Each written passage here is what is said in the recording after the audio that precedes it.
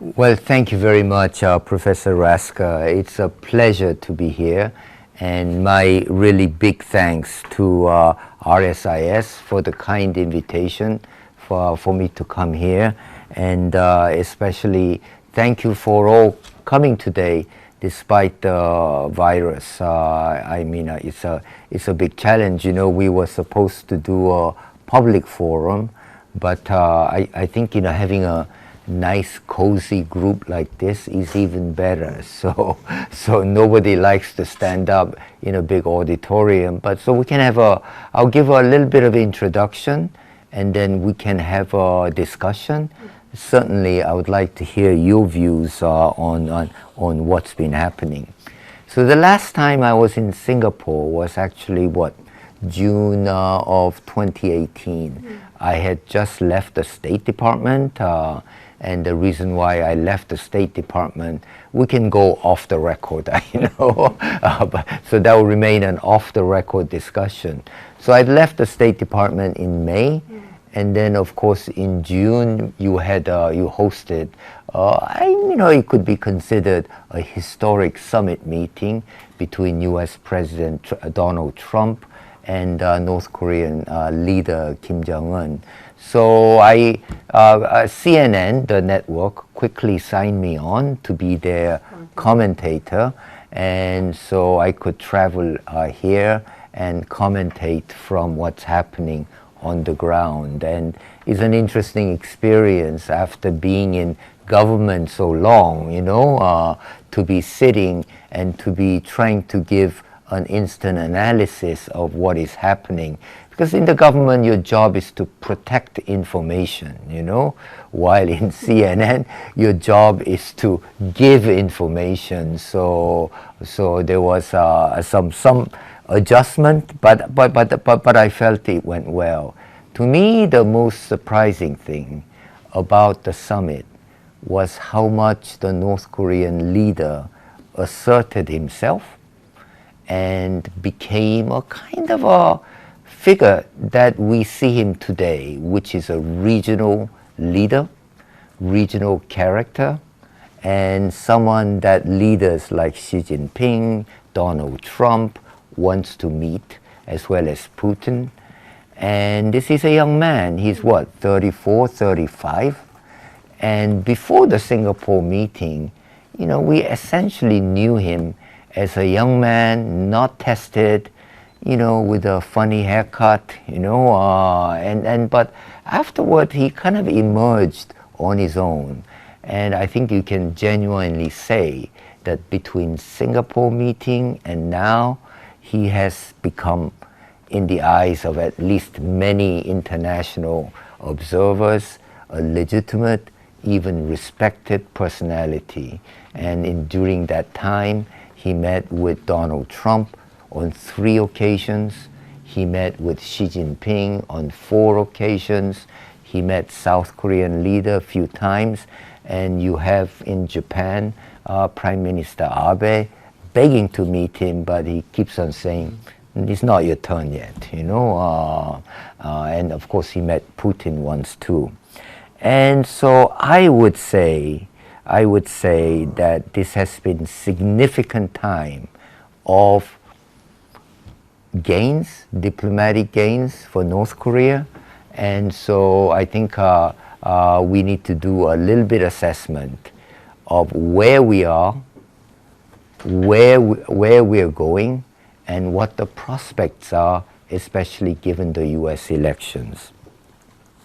So my first point on that is that the basic premise of every US North Korean relationship issues over the past 3 decades has been denuclearization. The problem of nuclear weapons in Korea, and problem of nuclear weapons delivery system, that's missiles in North Korea. That's been the basic problem. And so US has been wanting to negotiate on getting reduction on nuclear weapons and their delivery system. And the basic premise on the North Korean side is to get normalization, normalization of security relationship, normalization of economic relationship, and normalization of diplomatic relationship with the United States. And if you get it with the US, the belief is that you will get it from the international community. So the negotiations have always been about how much denuclearization North Koreans should do in return for how much normalization. And that was true in the first big round of negotiations that concluded in 1994 in Geneva. We call that Agreed Framework Agreement. And that was true in the second big round of negotiations we concluded in 2005. That was called the Six-Party Talks. And then, of course, we can go into history of blaming why the negotiations, why the agreement went downhill. North Koreans have their own side, U.S. have our own side, but that blame game, is not really worth getting into there. So because of these failures of these negotiations, the threat level has only increased. That is the North Korean capacity on nuclear side and North Korean capacity in missile side have only increased. Let me give you an example. So the last test, North Koreans have done 6 nuclear tests so far. And the 6th test was I believe in September 2017. So 6 tests had a yield about 200 kilotons. Their previous test had not even reached 1 kiloton. So they have been really huge advance in North Korean nuclear weapon system. If you imagine 200 kiloton is about 10 to 15 times more powerful than the atomic bomb that went off in 1945 in Nagasaki. So they have now, I believe, almost completed their nuclear tests. And similarly, their missile tests have gone from test to test, and in fact, in 2017, they conducted more tests than in any other year, and they have succeeded in what we call ICBM, intercontinental ballistic missiles. So that means practically those missiles can reach anywhere in the continental United States. Now, what we don't know yet is, have they been able to miniaturize nuclear devices so that they can be put on ICBMs? But for sure, they can put these on in shorter range missiles, including Scuds, Nodong, and so on, So they have been, and I think you have to assume that progress so far, there's a good chance they have been able to miniaturize nuclear weapons, but we don't know yet. So what everyone is afraid of is that they will conduct above ground tests using missiles and miniaturized devices. Now, of course, because of that, I think as Michael said, after my assignment in Malaysia, where I was ambassador in summer of 2016, I moved to Washington to take up my job as a special representative for North Korea policy. In the middle of 2016 was still, of course, Obama administration, and I don't know about you, but many people expected Hillary Clinton would win in 2016.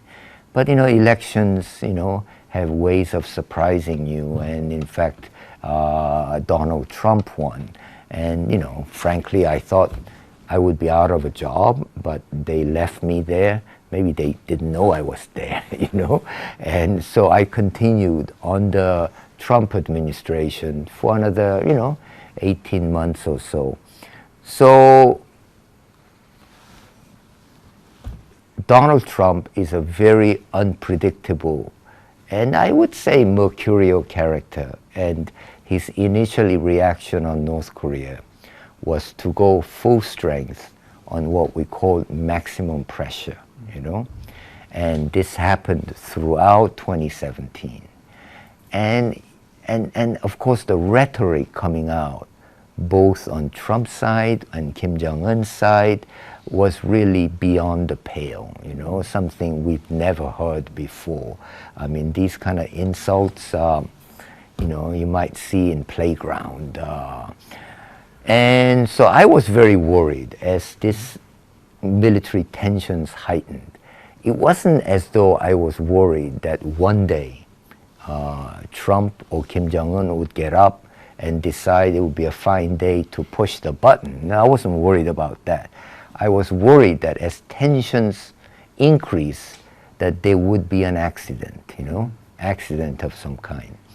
I don't know whether some of you remember, but in the summer of 2017, in Hawaii, they said there is a missile coming from North Korea, and everyone in Honolulu panicked.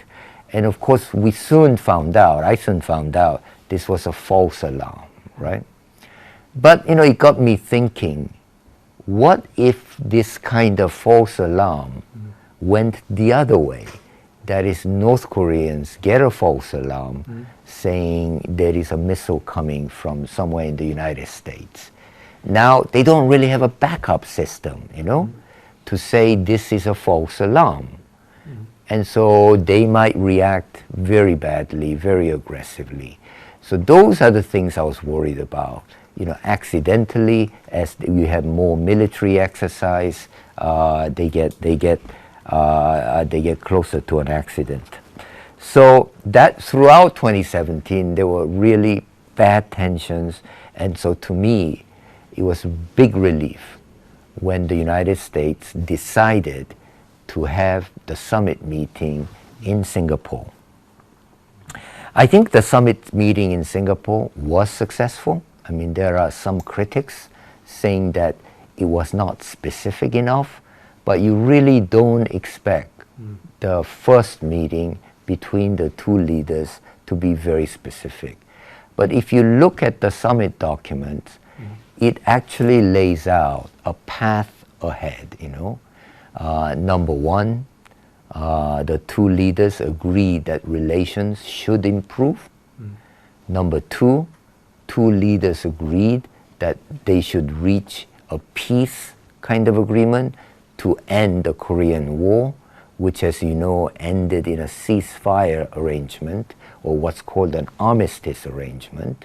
And number three, North Korean side agreed that they will work towards denuclearization of the Korean Peninsula. Now, that's a pretty weak language, you know, working towards denuclearization of Korean Peninsula. Also, there are no nuclear weapons in South Korea. Only North Korea has nuclear weapons. So there are many people saying, what does it mean? I mean, to me, what it means is that North Koreans are also wanting United States to do something about various nuclear capabilities United States has in South Korea, including carrying nuclear weapons through what we call strategic bombers, carrying nuclear submarines, and of course, nuclear-enabled naval assets. So there are many things you can read, and then of course the fourth item in Singapore joint agreement was that there ought to be return of American servicemen whose remains still are in North Korea. So working towards returning those remains. So to me, you know, that's a good enough document. What it should have been followed up with is many working level meetings. My successor is a very capable man called Steve Biegun. And so he tried to follow it up. as did Secretary Pompeo and others. And so thereafter, we had a second summit in Hanoi. And so I think that's where the gap between North Korea and the United States became so obvious for both sides to see. I think for the United States, there is a thinking that if you've said you're going to denuclearize, please show us that you will denuclearize. And on the North Korean side, I think they clearly felt that we haven't gotten anything yet, you know? Look at the Singapore document. Number one is improving relations. And for them, the order is very important. Number one is improving relations. Number two is getting to a peace agreement. Only then do we mention denuclearization.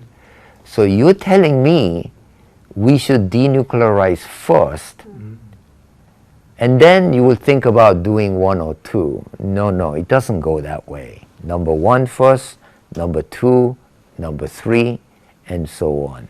So for them, the order is very important, and so that's why it became stuck in Hanoi, where US side wanted to see at least significant move towards denuclearization, but where North Koreans is showing very little on denuclearization.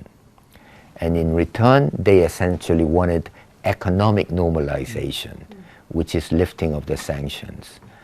And so again, how much denuclearization for how much normalization? That's the bargain. And so for them, for American side, it was not enough denuclearization.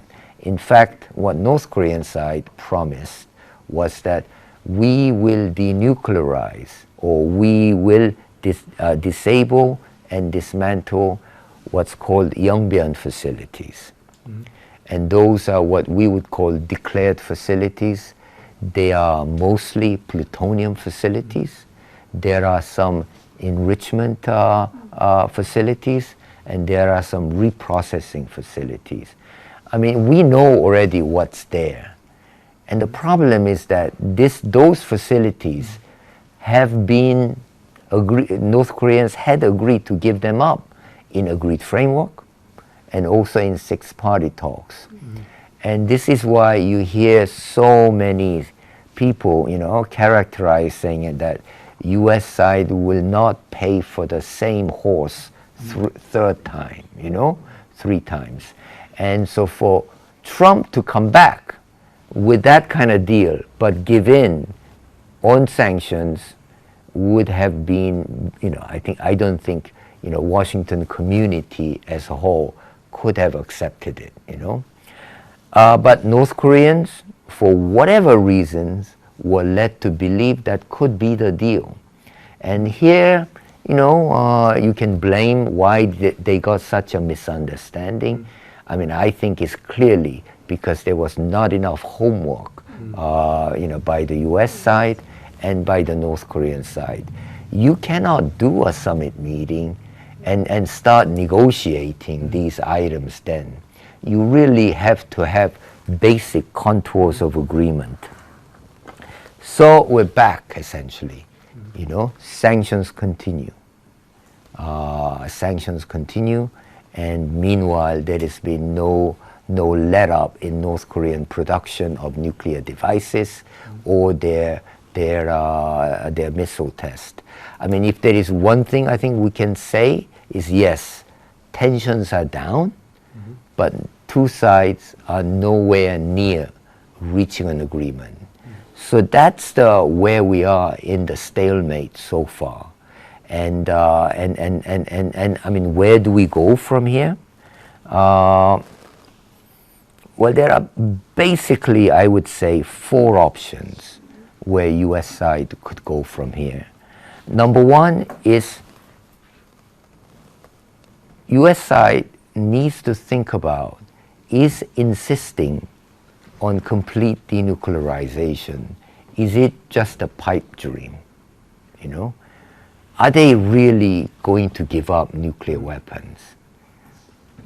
If we don't accept that, then many people are arguing, well, then you should go towards what's called arms control talks. Now, the real problem with arms control talks, going towards that direction, is that then you are accepting North Korean nuclear weapons, that you are allowing them to keep some. And so are you at least acknowledging, if not recognizing them as a nuclear weapon state? Now, I mean, you know, many of you do military history here and development. I would say one of the most successful post-World War II security policy has been non-proliferation. I mean, who would have thought when NPT was signed, what, late 60s or so, that we would only have, what, P4, that is, you know, the legitimate nuclear weapon state, US, Russia, P5, China, UK, France, and now maybe, not maybe, you know, definitely Israel, India, Pakistan, and North Korea. I mean, this didn't, you know, non-proliferation did not look this way, say, 20, 30 years ago, when we had South Korea trying to build a bomb, when we had many Western European countries, Belgium, Netherlands trying to build a bomb, and when we had, obviously more recently, you know, South Africa, and even in Asia, you had Indonesia trying to go that route. And so if you do, I mean, this is the problem with going to arms control talks, is that if you acknowledge North Korea as nuclear weapons, I don't think there is a way you can stop South Korea, you know? I mean, right now, the conservative platform in South Korea is that we too must have nuclear weapon. So they asked, you know, in fact, I think in, this was late 2016, to have back what we call tactical nuclear weapons, American tactical nuclear weapons back. So this is a big problem with arms control negotiations. Similarly, it's the same problem, obviously even worse, accepting North Korea as a nuclear weapon state. I think that's completely out of order. And then you have a hard, you know, much tougher option, which is, do you go back to maximum pressure and what Trump famously called fire and fury, you know, which are sanctions, which are, you know, diplomatic isolation, which are putting so much pressure on China to observe sanctions through financial sanctions, putting their banks on the list. And then, you know, in 2017, I do believe the Chinese really did get worried about the spread of sanctions, which is why they helped. And so, you know, this is what I call maximum pressure or fire and fury option. And again, you know, that, to me, we've tried that many times. And one thing we can say about North Koreans is they do find ways to survive. And can we live with that tension, you know, again, tension like 2017. And then obviously there is a military option. How realistic is military option? Certainly, you know, I've been associated with Korea policy in Washington for several decades. We have never felt it was a realistic option, you know.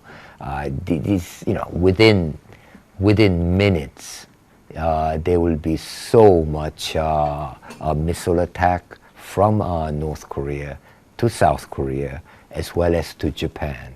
It's just completely unrealistic. Of course, we plan for it. We plan for with our South Korean partners. We plan for North Korean we plan with Japanese friends. But it's not a realistic option. Those planning are defensive. They're very defensive in nature. What happens if North Korea attacks? So they are never an offensive plans in nature. It's always what happens when North Koreans attack. So again, even, if you remember, there was a phrase called bloody nose, do a quick strike. You cannot risk North Korean reaction to hit out. And, obviously their rhetoric will be stronger, but again, it is simply not possible to risk that. So then, we come to, going forward. I think, again, I do want to emphasize that the one item that Trump and Kim Jong-un agree with is the support for Singapore joint statement. And I do think that still should form the basis on where they start. In other words, in Singapore joint statement, they committed to better relations. So you must have working level discussions. What does better relations really mean, I mean, for example, when I was in the government, I advocated for some simple steps to build a relationship.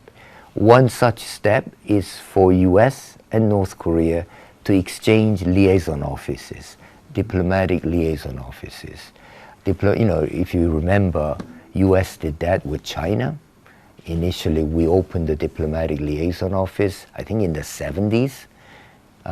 George Bush Sr. was the first head of the mission liaison office there. And similarly, with Vietnam, we opened the liaison office before we normalized. So I think those are good steps to do, and we've been interested, and in fact we have offered several times. My guess is that U.S. side still remains open to opening liaison offices, but North Korean side has always been a little bit hesitant. We came very close in late 90s to actually exchanging liaison offices. I think one reason is North Koreans have their mission in New York, in UN. So they're saying, we already have something in US. In return, we're going to get a lot of strange Americans in Pyongyang wandering around, Why is that so good for us? So then, and then I would respond, are you serious about having better relations? If you are serious about having better relations, this is what it will take. And second thing that I wanted to U.S. to do was, of course, have more economic relations, such as humanitarian assistance. North Korea is in dire need of humanitarian assistance. I mean, right now, nobody has any idea how they're coping with coronavirus because their medical infrastructure is so poor. And they are having a terrible problem with TB, multi-strain TB, and they still have food issues. And as we come to summer, typhoon, they're going to have flooding issues, deforestation issues, mudslides. And so they will need plenty of assistance. And so for them to open up to get these needed humanitarian assistance.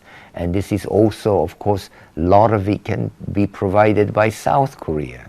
So those are the two items that you could start with in terms of building relationship. And then you can go into things like economic sanctions. So this is what is called step-by-step approach, right? I mean, quite frankly, I don't think there is an option outside step-by-step approach.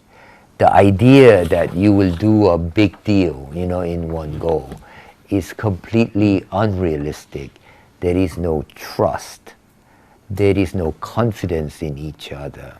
You're always looking whether the other side is cheating, And so you need to go from a slow agreement and then build it and then let it expand into various other areas, including obviously in denuclearization area, peace area, and so on. So ultimately, I think it's going to take time. I mean, the idea that, what Donald Trump said in the first summit, that this could be done, in a year is completely unrealistic. I think if anything, it's going to take decades. So let me just end with one last thought is, how is U.S. election likely to play into this? One reason I believe, remember at the end of last year, North Koreans had promised Christmas gift, and everyone was wondering, whenever I would come on CNN, they would ask, what is the Christmas gift? I don't know, but it didn't happen. And I think it didn't happen for two reasons. One is Kim Jong-un is scared of Donald Trump. He is worried, genuinely worried, about if he were to do an ICBM test, all the, as I said, the gains he had made so far for over the past 2 years would be nullified, and that Trump might react with much, much tougher pressure, which I'm sure he would do.